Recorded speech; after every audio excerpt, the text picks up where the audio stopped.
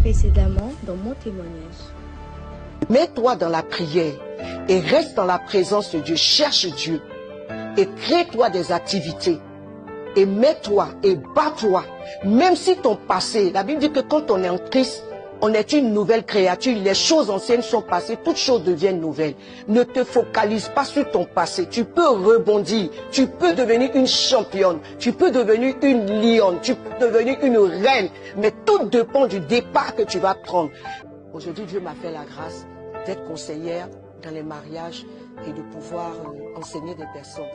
Et je veux dire au travers de là que toutes les personnes qui ont besoin de me rencontrer par rapport à mon témoignage, comment se tenir dans un foyer, comment élever des enfants de pères différents, comment élever des enfants dans un foyer recomposé, je suis là, je suis disponible à le recevoir parce que mon mari est venu avec 4 enfants, moi je suis venue avec 7, mais aujourd'hui tous les enfants ont grandi et les derniers enfants ont grandi et aujourd'hui par la grâce de Dieu tout va bien.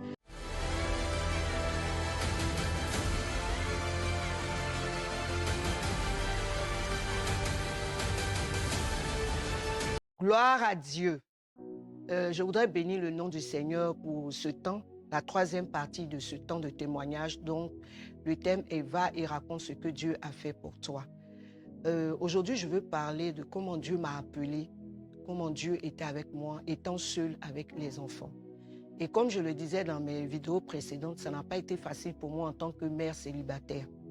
Et les difficultés étaient tellement qu'à un moment, je voulais même me suicider. Et c'est dans ce laps de temps que j'ai rencontré une sœur qui m'a parlé de Jésus. Et elle m'a invitée, elle m'a dit, bon, il faut te rendre à l'église. Et Dieu merci, j'habitais Koumansi, non loin de la salle des fêtes de Koumansi. Et je suis allée faire mon culte, je bénis le nom de Dieu. Le premier homme de Dieu que j'ai rencontré, c'est le prophète Jean-Marie Domoro, que je salue depuis les États-Unis. Dieu m'a fait la grâce d'écouter son message. Et quand j'ai écouté son message, ça m'a fait tellement de bien. J'ai commencé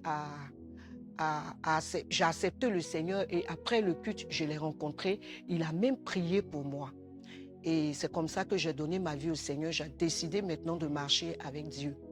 Mais dans toutes ces choses, peut-être que beaucoup vont se poser la question, pourquoi tu voulais te suicider? Et pourquoi tu allais à l'église? Parce que ça n'allait pas. Tout ce que j'entreprenais, c'était échec. Même quand mes amis s'en vont travailler, on s'en va déposer nos demandes de travail, on prend tout le monde, on me laisse. Et ce qui m'a tellement choquée, parce que j'étais à Yopougon, j'ai déménagé, je suis venue à Koumansi, parce que l'intention c'était de travailler dans un restaurant. La dame m'avait donné toute l'assurance que j'allais être engagée. Dès que je suis arrivée, j'ai déménagé, j'ai pris une petite maison qui était comme une petite cuisine. Je vais voir la dame, on était 3 filles, elle a choisi les autres et elle m'a laissée. C'était pas facile. Et je me suis dit, mais qu'est-ce qui ne va pas? Et c'est comme ça que j'en ai parlé et j'ai rencontré cette jeune fille, elle m'a envoyé à l'église. Mais gloire à Dieu, quand je suis arrivée, la prédication m'a vraiment touchée. Or, comme j'étais à côté de la salle des fêtes, il y avait tout le temps des programmes là-bas, parce que les serviteurs de Dieu faisaient les programmes. Et on m'avait annoncé qu'il y avait un programme le vendredi avec le prophète Eric Yahi aussi, que je salue depuis la France. Donc Dieu m'a fait grâce ce jour, je suis partie assister à cette veillée. Et lorsque je suis arrivée à cette veillée, voici que l'homme de Dieu a prophétisé sur ma vie. Il a dit, il y a une jeune fille ici qui souffre, qui se pose tellement de questions, se demande mais pourquoi depuis sa situation est difficile, elle a même essayé de se suicider, elle avait les pensées de se suicider et que c'est parce que le Seigneur l'a appelée que tout ce qu'elle fait ne va pas parce que le Seigneur l'appelle en plein temps. Et Dieu, par sa grâce, l'homme de Dieu a donné la prophétie et qu'elle allait faire les nations, tout et tout, mais elle est là, elle a des enfants, elle ne sait même pas vers qui se tourner. Et j'étais assise, tout d'un coup, j'ai senti le feu de Dieu descendre sur moi et j'ai commencé à me débattre. Et les gens sont venus me prendre, m'emmener devant. Il m'a dit, vous ne savez pas qui vous êtes. J'ai dit non. Vous ne savez pas que Dieu vous a appelé. Je dis, je ne le sais pas. Il dit, si, le Seigneur vous a choisi. Le Seigneur veut que vous le servez. Bon, comme moi j'étais naïve dans les choses de Dieu, je dis servir Dieu, dans ma condition dans laquelle j'étais, je me suis dit je vais servir Dieu. Vraiment, j'étais dépassée. Et c'est là il m'a dit non, le Seigneur vous appelle à le servir, vous allez faire les nations, tout ça. Donc, je ne comprenais pas. Donc, après le culte, puisque c'était à 6 heures du matin, on a terminé, il avait les temps de réception les mardis. Je suis partie le voir et je lui ai dit, ah papa, je suis venue te voir, il faut mieux m'expliquer. Il dit, non, ton appel est très fort. Il ne faut pas comparer ta vie à la vie des autres. Je veux aussi par là dire à certaines personnes qui m'écoutent, certainement Dieu t'a appelé, mais tu veux forcément aller travailler. Tu veux forcément faire des choses, peut-être que Dieu n'est pas dedans. Je veux simplement te dire, quand Dieu t'appelle, tu es comme un prisonnier. Tout ce que tu vas chercher à faire, tant que tu n'as pas fait ce que Dieu t'a demandé de faire, tu vas traverser des moments très difficiles. Et tenez bon, lorsque j'ai accepté véritablement l'appel, j'ai commencé à ressentir une paix que je n'avais jamais ressentie. Et quand j'ai accepté vraiment cet appel, j'ai commencé à voir qu'autour de moi, les choses avaient commencé à bouger. Quand j'ai donné vraiment ma vie au Seigneur, j'ai ressenti une paix. Je me suis dit, ah, c'est que c'est ce qu'il fallait pour moi, pour que je puisse être vraiment en paix. Mais il y a quelque chose qui m'effrayait un peu, c'est que j'avais des enfants à ma charge. Je me posais la question, comment faire pour m'occuper de mes enfants, en même temps servir le Seigneur? Mais je veux dire à quelqu'un, Dieu est fidèle. Dieu est vraiment fidèle. Dieu est celui qui prend soin de la vie de ses serviteurs. Et quand tu te donnes réellement et que tu écoutes sa voix et que tu marches selon ses principes, Dieu ne t'abandonne pas. Moi qui m'inquiétais pour mes enfants, le Seigneur, quand il a vu que j'ai pris vraiment la décision de le servir, il a commencé à disposer les choses pour moi. Il a commencé à mettre mon amour dans le cœur des gens.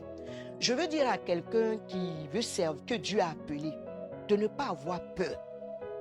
De ne pas avoir peur. Jésus a dit, celui qui me sert et qui abandonne tout à cause de moi dans ce siècle présent, le retrouvera. J'ai commencé à expérimenter ça. Au point où les gens de l'église qui savaient que j'avais des enfants, Dieu a mis mon amour dans leur cœur quand on allait faire l'intercession. Parce que mon appel, je veux conseiller à quelqu'un, même quand Dieu t'appelle, ce n'est pas aussitôt tu te jettes, aller te mettre sur la chair. J'ai commencé à intercéder pour l'homme de Dieu. À tous les programmes qu'on m'invitait, et je partais, malgré que Dieu m'avait appelé, je commençais d'abord tout petit dans l'intercession. Et je veux aussi donner des conseils aux gens qui sont appelés. Aujourd'hui, Dieu t'a appelé, c'est vrai, il ne faut pas te précipiter.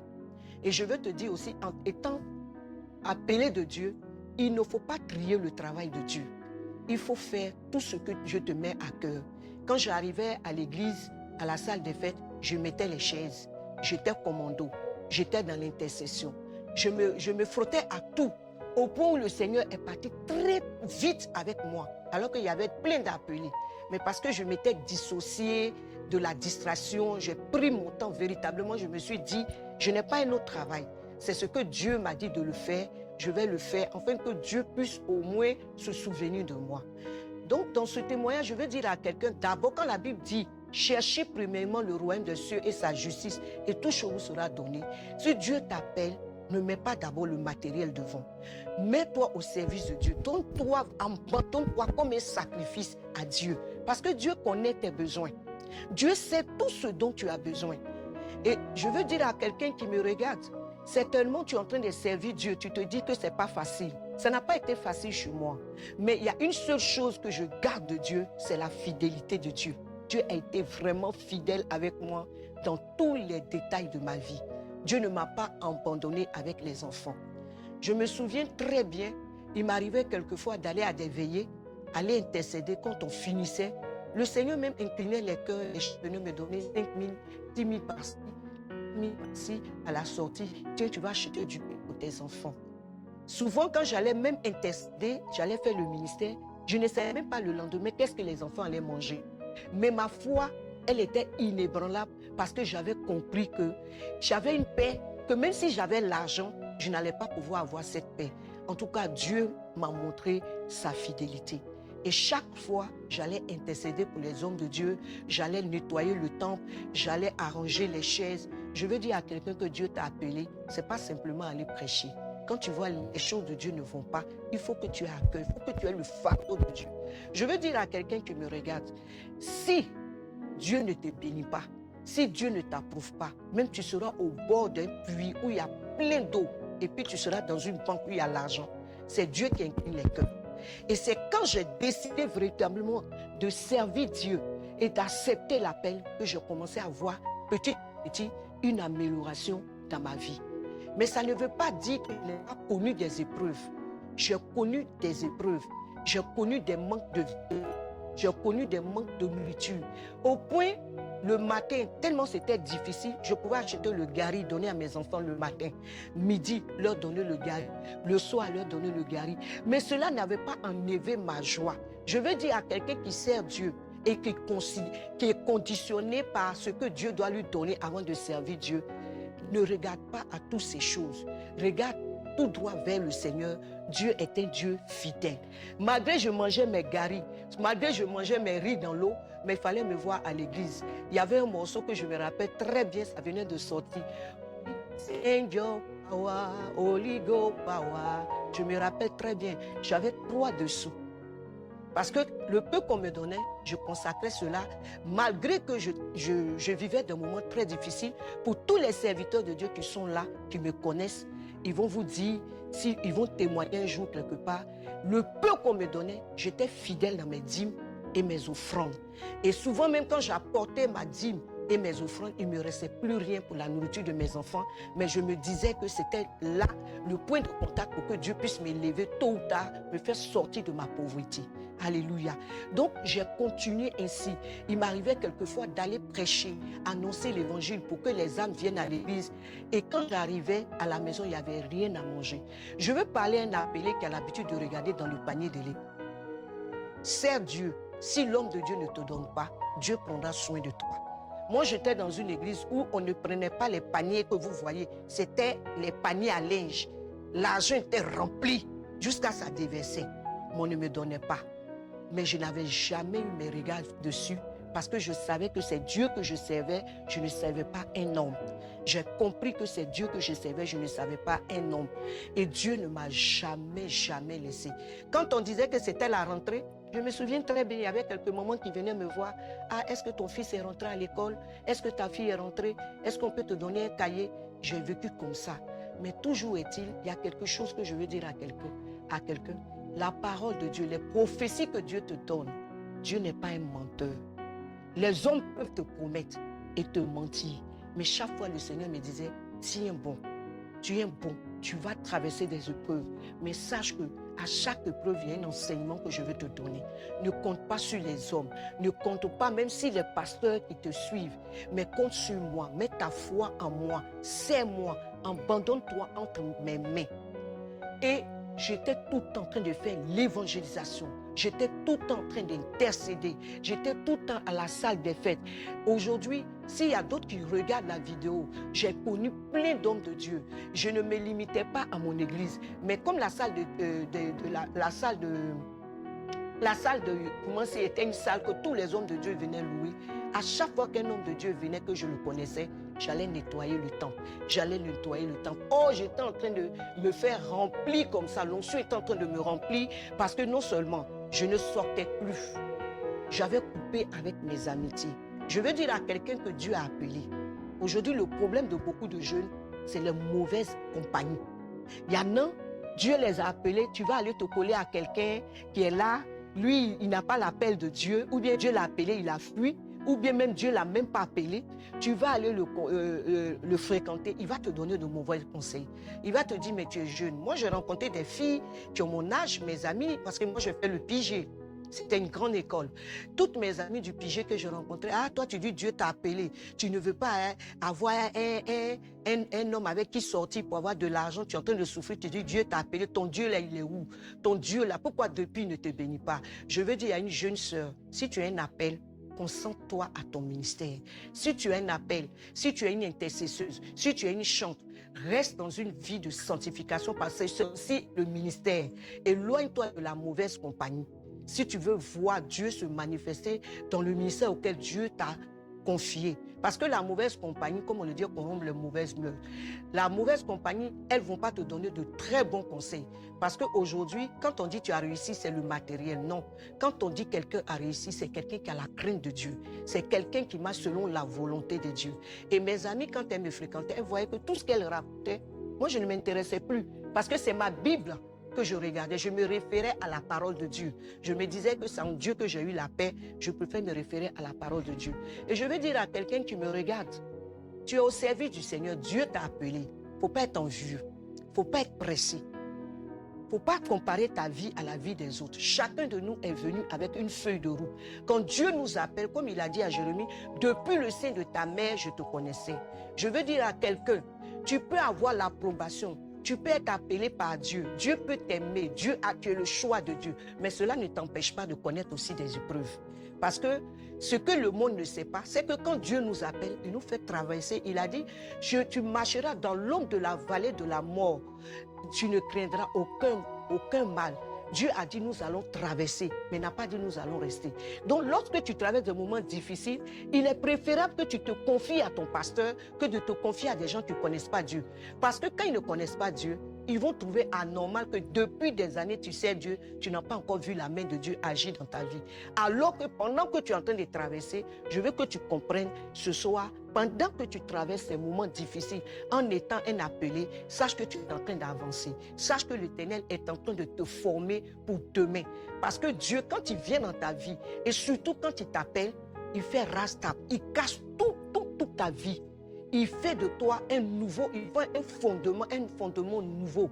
Parce qu'il est le meilleur architecte. C'est lui qui nous transforme. C'est lui qui donne la forme qu'il faut, afin que tu sois efficace dans le ministère auquel il t'a appelé, dans le rôle auquel il t'a appelé.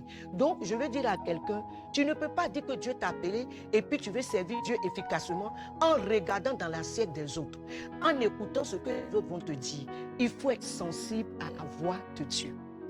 Et si j'ai un conseil à donner à toutes ces personnes qui ont accepté de servir Dieu, c'est de se dissocier de la mauvaise compagnie et de ne point avoir les regards fixés sur un homme, mais d'avoir les regards fixés sur le Seigneur.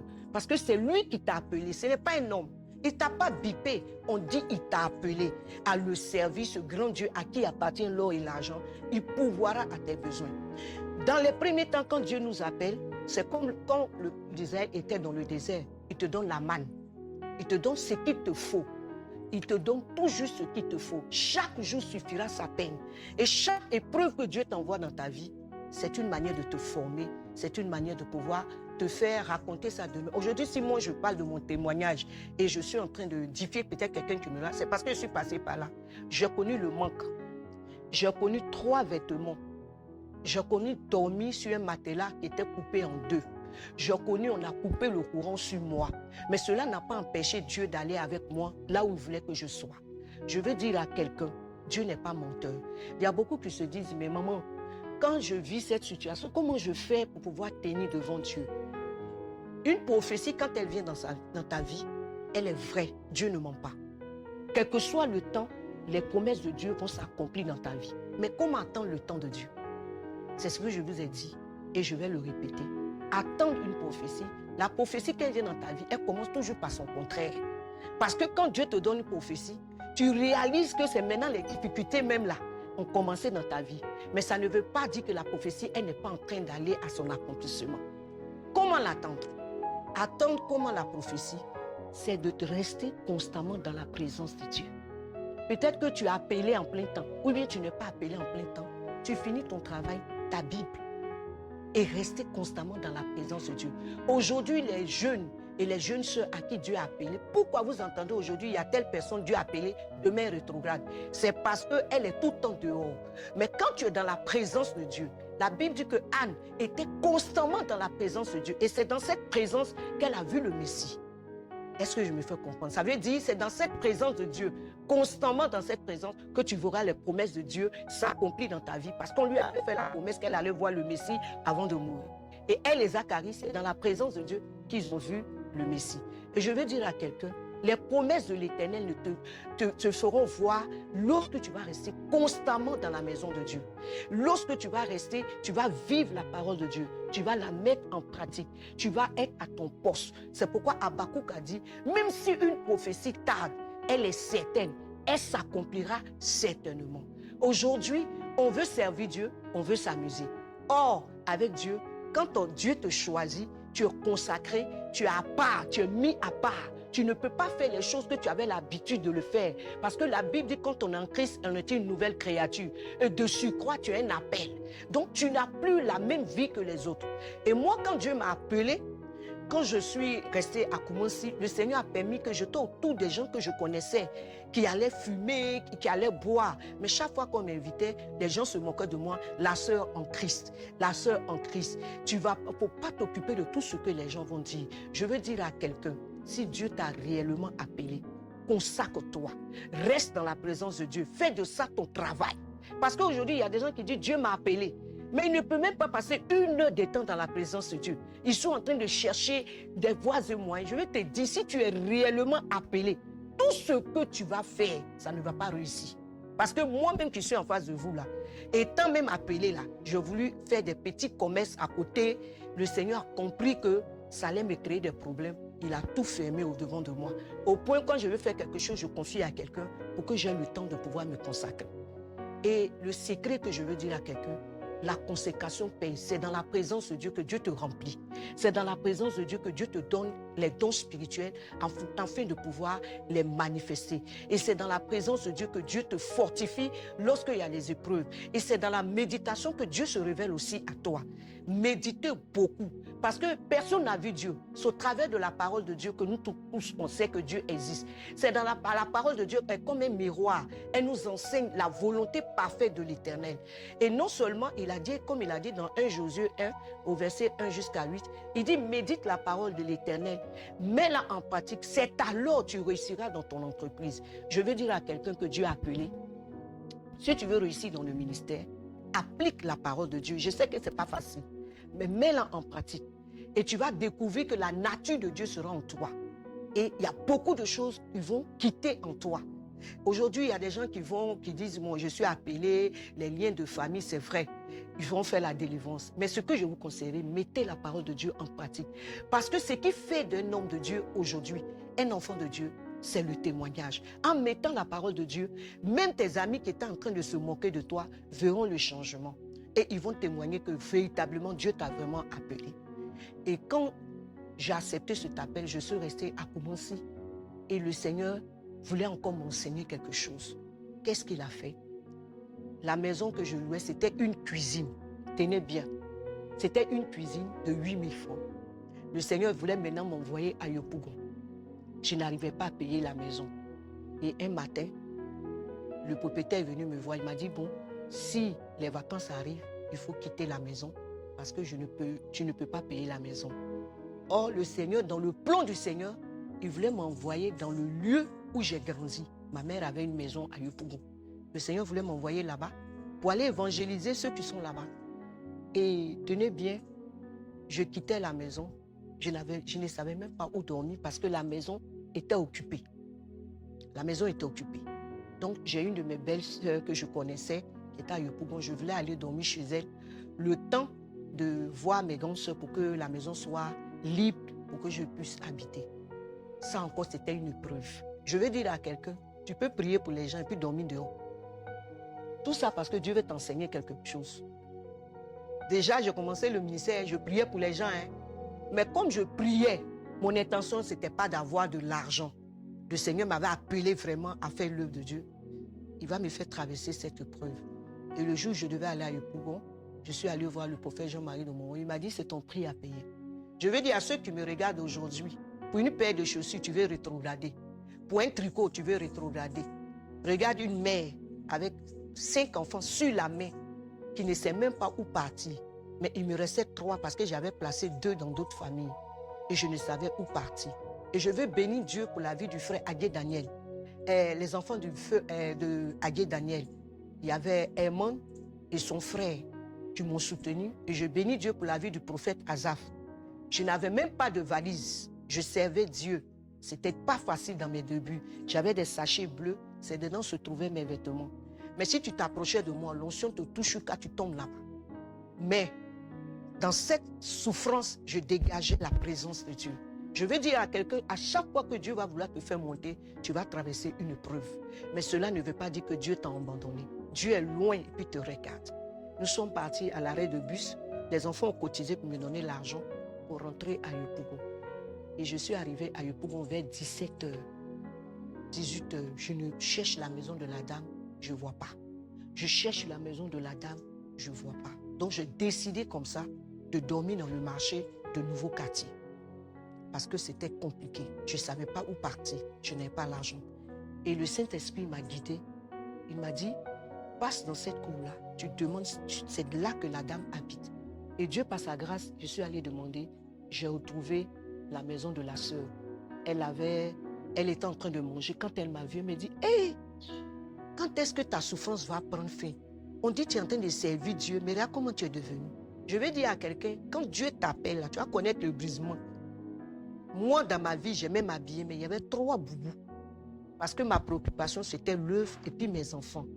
Donc, quand j'avais l'argent, c'était la scolarité de mes enfants. Comment pour que mes enfants puissent aller à l'école? Je veux dire à une servante de Dieu, ou bien un serviteur de Dieu, qui n'arrive même pas à scolariser ses enfants, qui n'a même pas de vêtements. Reste calme. Quand le temps de Dieu va arriver, tu ne sauras même pas quel vêtement porter. Et Dieu, par sa grâce, a fait que j'ai retrouvé ma soeur. Et puis, je suis rentrée chez elle. Quand je suis arrivée chez elle, tellement j'étais fatiguée, je cherchais la maison et les enfants avec nos sachets bleus. Quand elle nous a vus, elle a commencé à pleurer. Parce que quand tu nous voyais, tu voyais la pauvreté même. Tu sentais la souffrance. Je veux dire à quelqu'un, tu as l'habitude de prier, je veux grande onction. Il y a son prix à payer. Hein? Je veux grand ministère. Il y a son prix à payer. Parce que pour avoir un grand ministère, tu vas enseigner aux femmes, tu vas enseigner aux enfants, tu vas enseigner aux appelés, tu vas enseigner à ceux qui sont désespérés. Tu es tout terrain. Donc, tu vas payer le prix de tout cela pour que demain, tu puisses expliquer ce que tu as vécu et ce que Dieu a fait pour toi. Donc, je suis arrivée chez la dame. Elle m'a gardée. Je n'ai même pas pu manger tellement j'étais fatiguée et j'ai dormi. Or, le Seigneur voulait que je pose l'œuvre à Yopougon. Et tenez-vous bien, je priais pour les gens. J'ai même dit à la dame, dès que je suis arrivée chez elle, je lui ai dit, mais elle avait un atelier de couture. Parce que quand tu es serviteur de Dieu, là, quand tu vas partout, tu veux créer une cellule. Laissez-moi vous dire, si tu es un serviteur de Dieu, tu n'as pas de cellule. Tu n'as pas d'endroit pour prier. C'est quand tu fais une cellule, c'est quand tu pries pour les gens que les dons se manifestent, les dons se développent. Donc, tu ne veux pas dire que tu es prédicateur seulement, venir prêcher, non. Il faut pouvoir faire des programmes d'évangélisation. Et moi, j'aimais bien ça. C'est dans ces temps-là que Dieu a commencé à développer mes dons. Et quand je suis arrivée chez la maman, je lui ai dit, ah, j'ai vu que tu as un petit atelier de couture. Est-ce que je ne peux pas faire une cellule ici, tout et tout? Elle dit, ah, tu es venu en croire ton affaire de Dieu. Malgré que tu souffres, tu es venu ton affaire de Dieu. Elle dit, mais Dieu est réel. Je veux faire une petite cellule. Donc, elle m'a dit, bon, quand je finis de faire ma couture à 18h, tu peux faire la cellule. Tenez-vous bien, je ne savais pas que c'était là que mon ministère allait commencer.